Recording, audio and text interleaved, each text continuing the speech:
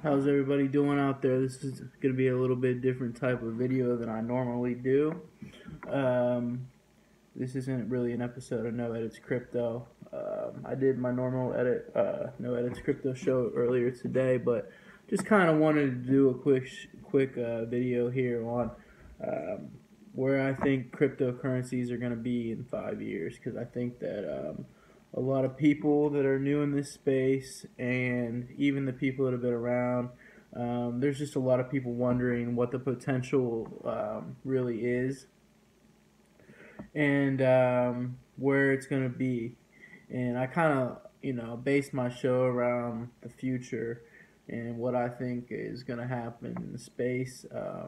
All the projects I think that all the projects that I speak about, I normally speak about the five that I like on my show. My favorite: Litecoin, Bitcoin, Ethereum, Neo, and Steam. But overall, is um,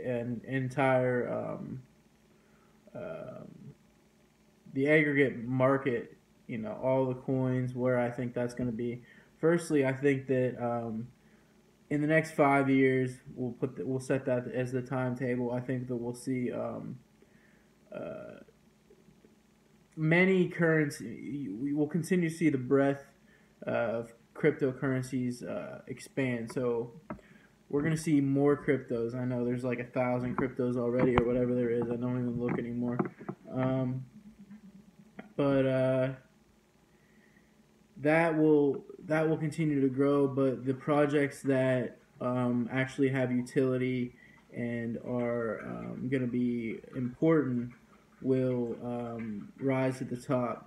So in the next 5 years, I see maybe 10, 15, 20.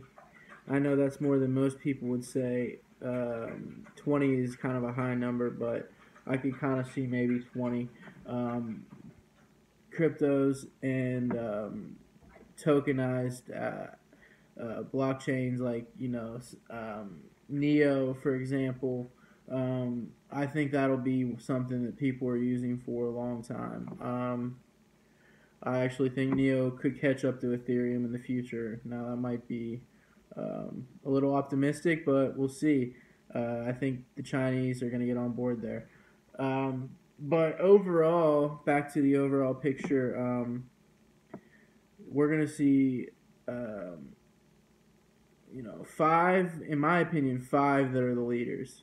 And then there'll be 10 or 15 that have utility, that outside of that top 10, there'll be a few that people use probably as the privacy coins or whatever, that people, there'll be the niche coins where people will get into those. But I think what we're going to see, that I've really been thinking about a lot in the last 2 days, is these localized cryptos. I think we're going to see localized cryptos pop up.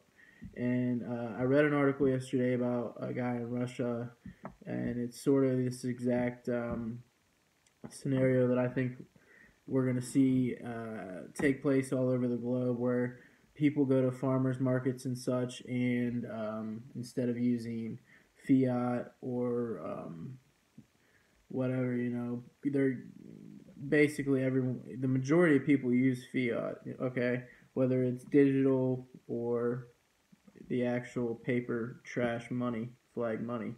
So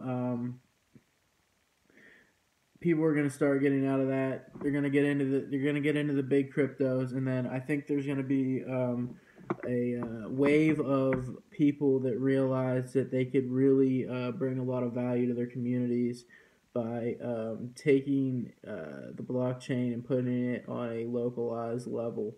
So you're going to see people start these localized cryptos, and they're going to be utilized everywhere, from farmers markets to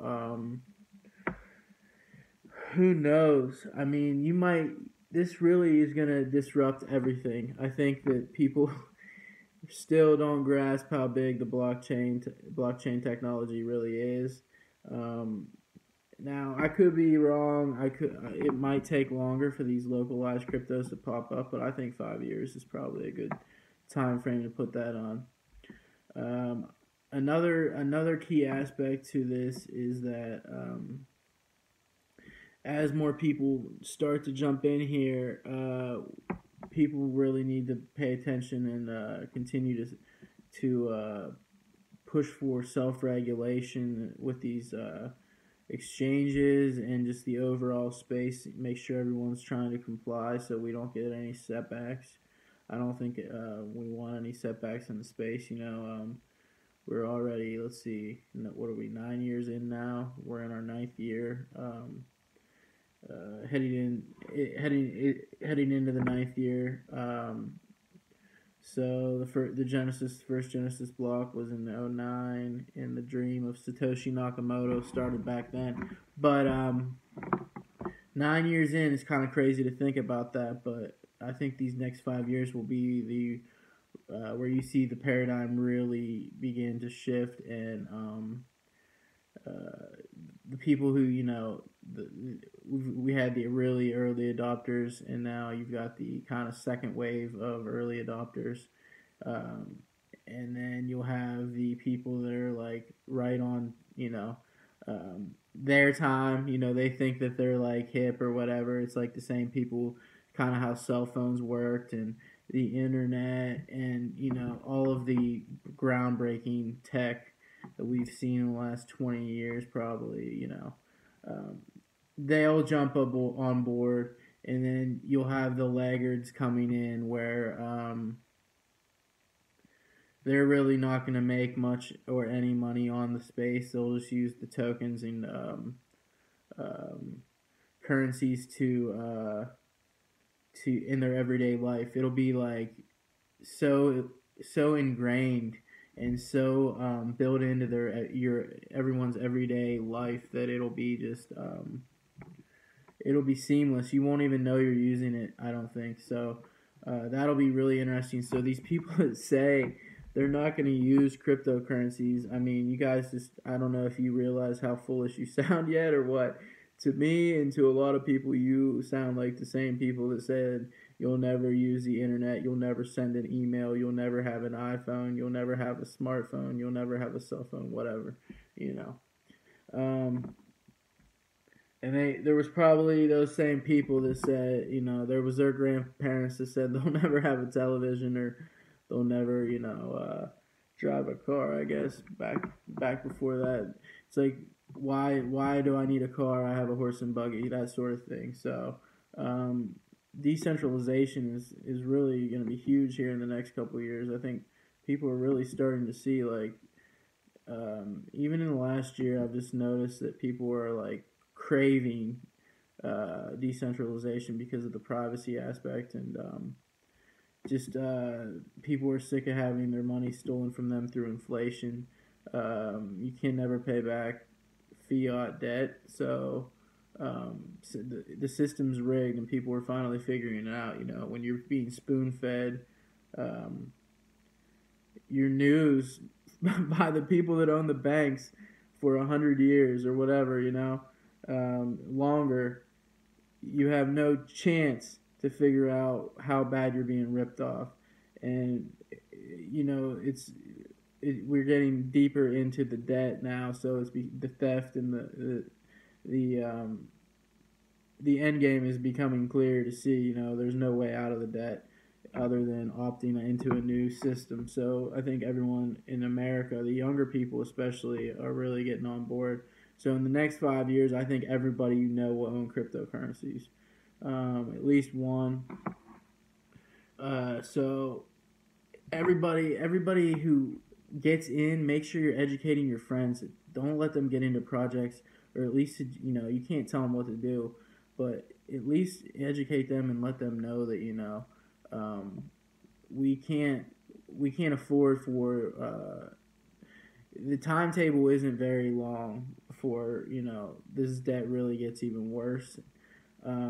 Especially as jobs become more digital, you're going to see less laboring jobs and labor-intensive jobs, and more people moving to the digital era. So it's going to be even more important to not, let the early movers and early adopters in the space, you want to make sure you're helping everybody that's getting in now, that wants to make some money. Make sure that their money is going into the right spot. That way we don't, right places. That way we don't set this whole space back. And maybe we can like save some people's lives here. That would be really great. But I just want to do a quick video because I've been thinking about this, and I'll probably add to it and do another one soon. You know, this was just off the top of my head. Been kind of thinking about where we're going to be in the next 5 years. Hopefully, I'm not going to really throw out many prices, but I really do think that we'll see $100,000 Bitcoin easily in the next 5 years. We might see that in the next 18 months. You know, this is 2018 and I'm doing this video, so we'll see. We'll be able to go back here hopefully and check this out in the future and see what's going on. But you guys have a good night. I just wanted to do a quick video here for you and kind of get some thoughts out.